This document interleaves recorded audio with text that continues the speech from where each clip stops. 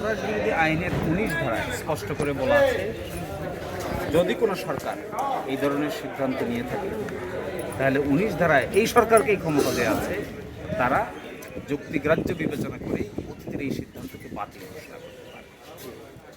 আমরা সরকারকে রিকোয়েস্ট করেছি, যেহেতু সরকারিভাবেই তড়িঘড়ি করে পার্টিকুলার পার্সপেক্টিভে এই ধরনের অসৎ উদ্দেশ্য প্রণোদিত সিদ্ধান্ত নেওয়া হয়েছে, প্রেক্ষাপট চেঞ্জ হয়েছে, নতুন রাষ্ট্র গঠন প্রক্রিয়া শুরু হয়েছে, এখানে এই ধরনের হঠকারী সিদ্ধান্ত থাকতে পারে না।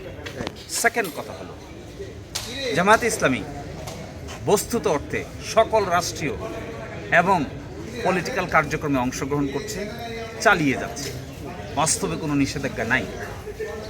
সেনাপ্রধানের দপ্তরে আনুষ্ঠানিক মিটিং হচ্ছে, প্রধান উপদেষ্টার দপ্তরে আনুষ্ঠানিক মিটিং হচ্ছে, মহামান্য রাষ্ট্রপতির দপ্তরে আনুষ্ঠানিক মিটিং হচ্ছে, সবগুলো শপথ অনুষ্ঠানে চিঠি পাঠিয়ে আমন্ত্রণ জানানো হচ্ছে, সবগুলো অনুষ্ঠানে জামাত যেন সরকারকে সহযোগিতা করে সেই জন্য আনুষ্ঠানিকভাবে ইনফরমেশন দেওয়া হচ্ছে, হেল্প চাওয়া হচ্ছে, মন্দির পাহারা দিতে হচ্ছে, আইনশৃঙ্খলা উন্নতির জন্য চেষ্টা চালাতে হচ্ছে, বন্যার্তদের মধ্যে সহযোগিতা করছে। তাহলে নিষিদ্ধ কোথায়? তাহলে আপনারা এই উদ্যোগ দিচ্ছেন কেন?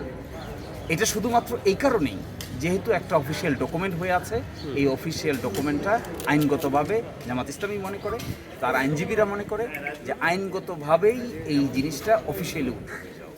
আমি জামাতের আমির মহোদয়কে এই প্রশ্ন করেছিলাম যে এটা তো আইনগতভাবে একটা লিখিত একটা ডকুমেন্টস আছে, নির্বাহী আদেশ, আপনারা তো এই আদেশে তো বলবৎ, এখন আপনারা এই বিষয়ে কি বলেন? উনি বলেছেন যে আমরা এই আদেশ মানি না।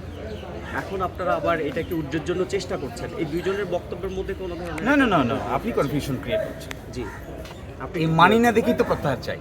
আচ্ছা, মানলে কি কেউ প্রত্যাহার চায়? আচ্ছা, কোনো একটা আদেশ আপনি মানেন না, এই জন্যই তো সংশ্লিষ্ট কর্তৃপক্ষকে বলছেন আপনি এটা প্রত্যাহার করে দেন।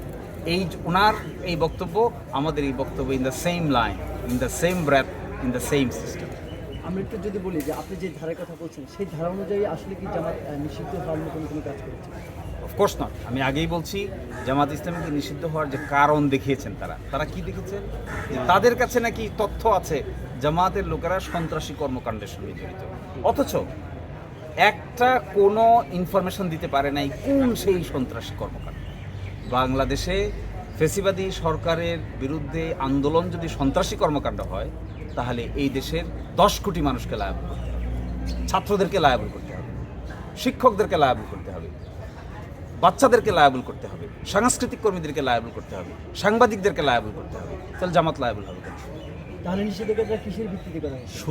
শুধুই মাত্র অসৎ উদ্দেশ্য চরিতার্থ করার জন্য এক চলমান একটা গণতান্ত্রিক আন্দোলনকে ভিন্ন কাতে প্রবাহিত করার জন্যই এইটাকে আইনের ভাষায় বলে মেলাফাইড, আইনের ভাষায় বলে বাংলায় অসৎ উদ্দেশ্য প্রণোদিত কাজ আপনি করতে পারেন, কিন্তু তার সমর্থনে কোনো যুক্তিও নাই, তার সমর্থনে কোনো ডকুমেন্ট নেই, তারপরেও আপনি কাজ করেছেন কেন?